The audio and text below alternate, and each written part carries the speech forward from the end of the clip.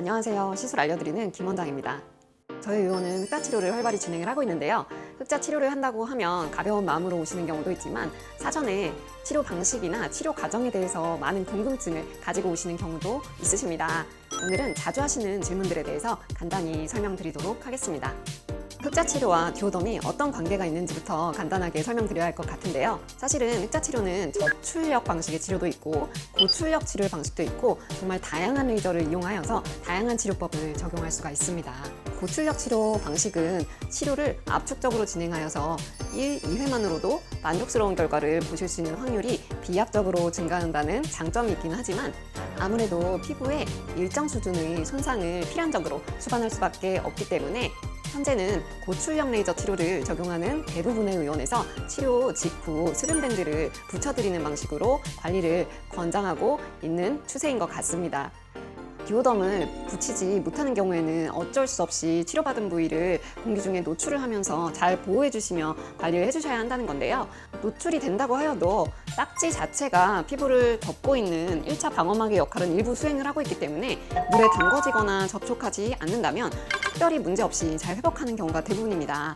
그래서 듀오덤을 대체하여서 바세린이나 스테로이드 등 필요한 성분이 적절하게 함유되어 있는 연고를 하루에 2-3번 정도 도포해 주시면서 관리하시는 경우에는 특별히 문제가 없이 잘 아무시는 경우가 대부분인데요. 딱지가 붙어있는 부위에 완전히 새살이 차오르는 상피화 과정이 완료되기 전까지는 문지르는 행동을 하시면은 딱지가 조기에 떨어져 나가면서 방금 막 돋아나기 시작한 새살들, 새 세포들도 같이 떨어져 나가면서 치료 과정에 대한 재생 과정이 리셋되는 결과가 초래되실 수 있습니다.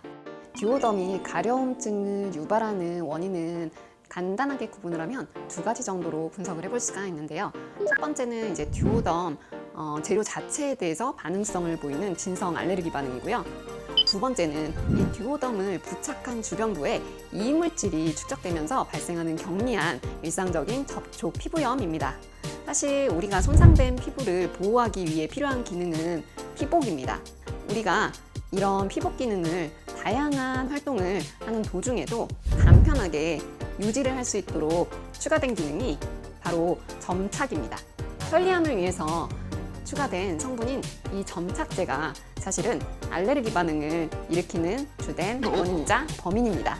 그래서 이런 것들이 치명적인 경우는 드물긴 하지만 내 피부가 그러한 반응을 보일 수 있다는 것을 미리 인지하고 계시면 심각한 문제는 아닙니다. 잔뼈에 무심결로 긁어서 딱지가 떨어졌다고 하시는 경우가 가장 많으시긴 한데요.